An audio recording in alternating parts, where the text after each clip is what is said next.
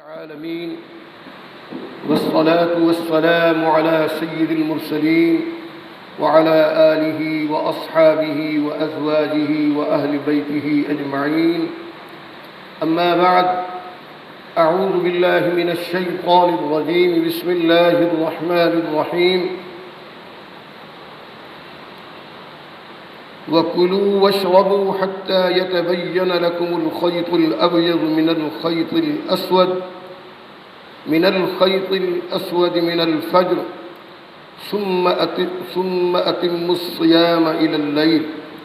صدق الله مولانا العظيم. قال النبي صلى الله عليه وسلم: وبصوم غد نويت من شهر رمضان. وصدق رسوله النبي الحبيب الكريم، ونحن على ذلك لمن الشاهدين والشاكرين والحمد لله رب العالمين.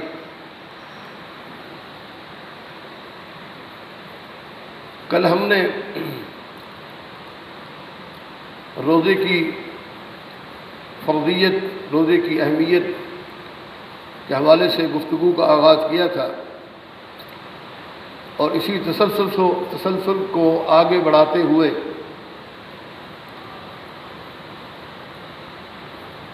روزے سے متعلق جو اہم مسائل ہوتے ہیں،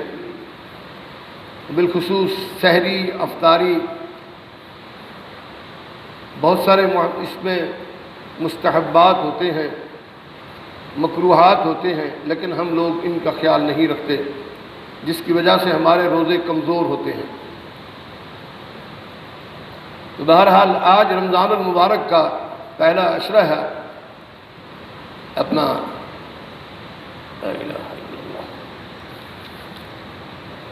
آج رمضان المبارک کا دوسرا عشرہ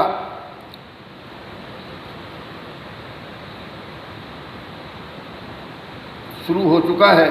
12واں روزہ ہے. اور آج کے درس قرآن و حدیث میں نے آپ حضرات کے سامنے جو قرآن کریم سورہ بقرہ کی آیت نمبر 187 تلاوت کی ہے، اس میں اللہ تبارک و تعالی نے ہمیں سحری اور افطاری کے متعلق قرآن حکیم میں بیان فرمایا ہے. کلوا واشربوا، اللہ فرماتے ہیں کہ اس وقت تک کھاؤ پیو جب تک صبح کی سفید دھاری سیاہ دھاری سے الگ نہ ہو جائے، ممتاز نہ ہو جائے. صبح کی سفید دھاری تم پر واضح نہ ہو جائے، اس کے بعد رات آنے تک روزے پورے کرو. اس آیت مبارکہ میں اللہ تبارک و تعالی نے رات کو سیاہ دھاگے جبکہ صبح کو سفید دھاگے سے تشبیہ دی ہے، اور کھانے پینے کی آخری حد بھی بیان فرما دی ہے کہ اس وقت تک کھاتے پیتے رہو جب تک صبح صادق طلوع نہ ہو جائے. اس کا واضح مطلب ہے کہ کھانا پینا رات ہی کو درست ہے، اور جب صبح طلوع ہو جائے تو اس کے بعد کھانا پینا جائز نہیں. اس آیت کریمہ میں سحری کا آخری وقت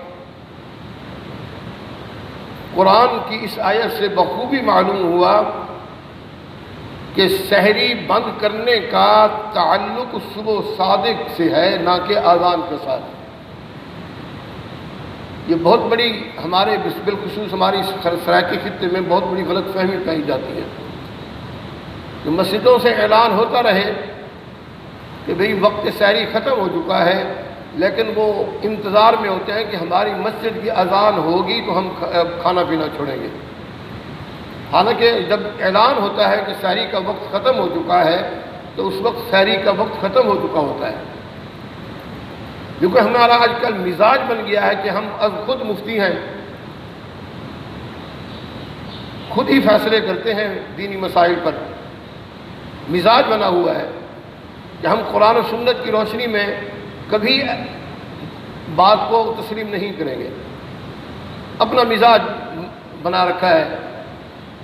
کہ جی اپنی مسجد کی، ساتھ ساتھ یہ بھی ہوتا ہے کہ اپنی مسجد کی اذان ہوگی چاہے وہ آدھا گھنٹہ بعد بھی رہے۔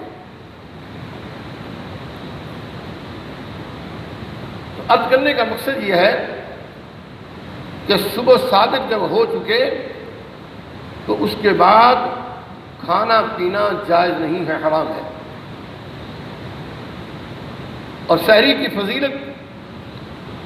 سحری کرنا یہ سنت ہے، آپ صلی اللہ علیہ وسلم کا فرمان عالی ہے اور باعث برکت بھی ہے۔ حضور اقدس صلی اللہ علیہ وسلم نے سحری کھانے کی ترغیب دی ہے، اس لیے کہ آپ نے فرمایا کہ سحری کا اہتمام کرو، اس سے روزے رکھنے میں قوت بھی رہتی ہے، اگر دل نہ بھی چاہے تب بھی کچھ نہ کچھ کھا پی لینا چاہیے۔ طلب نہ ہو کھانے پینے کی، رات کو اگر انسان کچھ زیادہ کھا لیتا ہے تو پھر کم از کم آپ صلی اللہ علیہ وسلم فرماتے ہیں کہ کھجور کے 2 دانے یا پھر خالی پانی ہی پی لیا جائے سحری کی نیت سے، اتنا ہی کافی ہے۔ ہاں اگر نیند کا غلبہ زیادہ ہو جانے کی وجہ سے سحری کے وقت نہیں اٹھ سکے تو پھر نہار منہ ہی روزہ رکھ لیا جائے تو درست ہے، بخاری شریف کی حدیث ہے، 1923 حدیث نمبر بخاری شریف، اسی طرح مسند احمد کی حدیث شریف بھی ہے کہ پھر روزہ جو ہے وہ ایسے رکھ لیا جائے بغیر کھائے پیے۔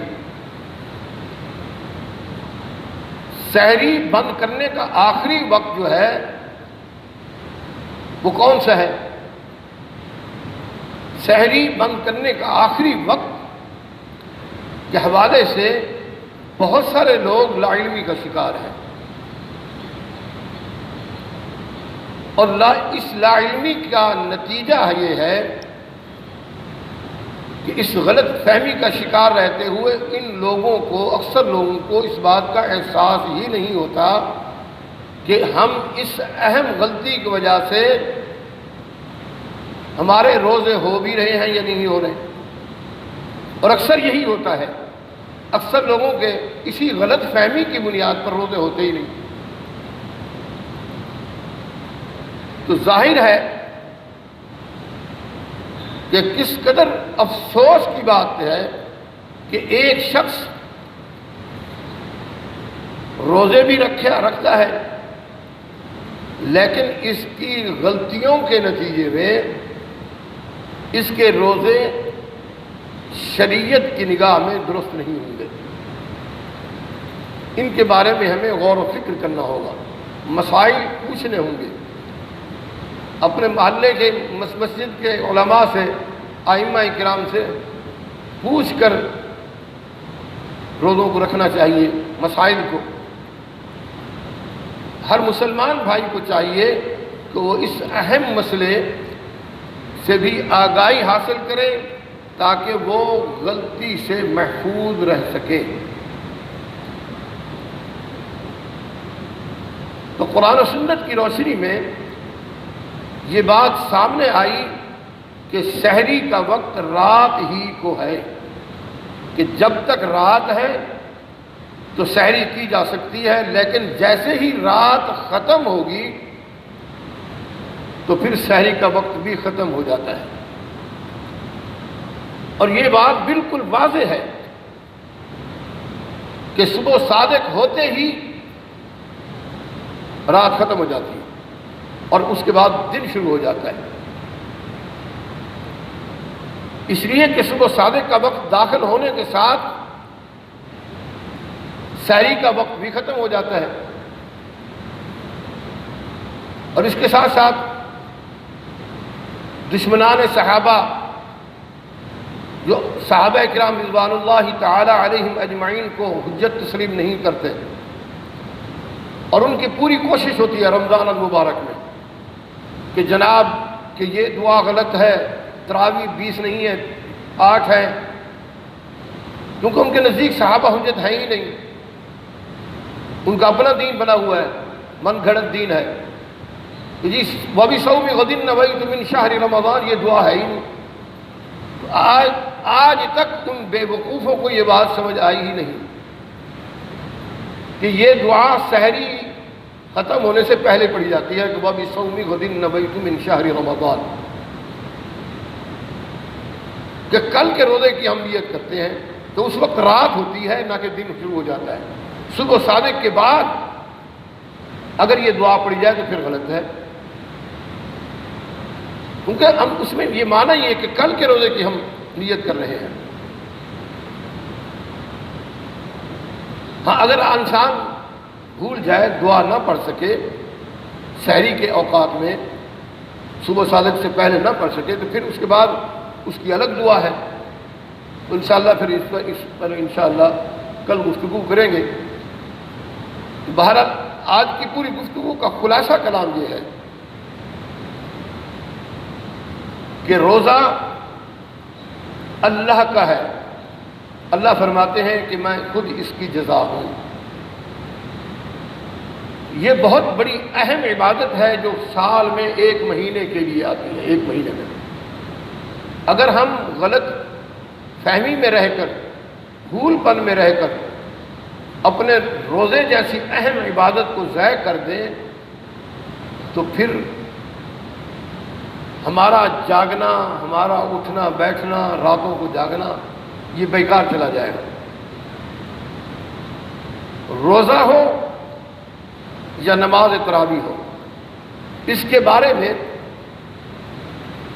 ہمیں اپنے علماء سے رابطے میں رہنا چاہیے کہ تراویح کتنا ہے۔ اور آج کل ہمارے بہت سارے نوجوان اسی انتظار میں ہوتے ہیں کہ کہاں یعلمون تعلمون والی نماز تراویح ہوتی ہے، کیونکہ پڑھنی بھی انہوں نے 8 تراویح ہوتی ہیں، تو باقی تراویح جو ہے وہ بزرگوں کے حصے میں ہوتی ہے، جن کی عمر 70 سال سے زیادہ ہو ان کے حصے میں باقی تراویح ہوتی ہے۔ نوجوان صرف 8 تراویح پر اکتفا کرتے ہیں، یہ شرعاً کسی بھی حوالے سے درست نہیں ہے۔ بہرحال یہ ایک الگ عنوان ہے، اس عنوان پر بھی انشاءاللہ گفتگو کرتے رہیں گے۔ اقول قولی ھذا والحمد للہ رب العالمین، الحمد للہ رب العالمین والعاقبۃ للمتقین، اللهم صل على محمد النبي الأمي وعلى آله وسلم تسليما، رب ارحمهما كما ربياني صغيرا، اللهم إنك عفو كريم تحب العفو فاعف عنا يا غفور، اللهم اغفر لأمة محمد صلى الله عليه وسلم، اللهم اغفر للمؤمنين والمؤمنات والمسلمين والمسلمات، اللهم اغفر وارحم وأنت خير الراحمين، اللهم اهدنا الصراط المستقيم، اللهم أعني على ذكرك وشكرك وحسن عبادتك، يا مقلب القلوب ثبت قلوبنا على دينك، يا حي يا قيوم برحمتك أستغيث، أستغفر الله تعالى ربي من كل ذنب وأتوب إليه، اللهم إني أسألك العفو والعافية في الدنيا والآخرة، اللهم إني أسألك العفو والعافية في ديني ودنياي وأهلي ومالي وولدي، اللهم استر عوراتي وآمن روعاتي، اللهم عافني في بدني، اللهم عافني في سمعي، اللهم عافني في بصري، لا إله إلا أنت، ذلك فضل الله يؤتيه من يشاء، والله ذو الفضل العظيم، سبحان ربك رب العزة عما يصفون، وسلام على المرسلين، والحمد لله رب العالمين، وصلى الله تعالى على خير خلقه محمد وآله وأصحابه وأهل بيته أجمعين، آمين.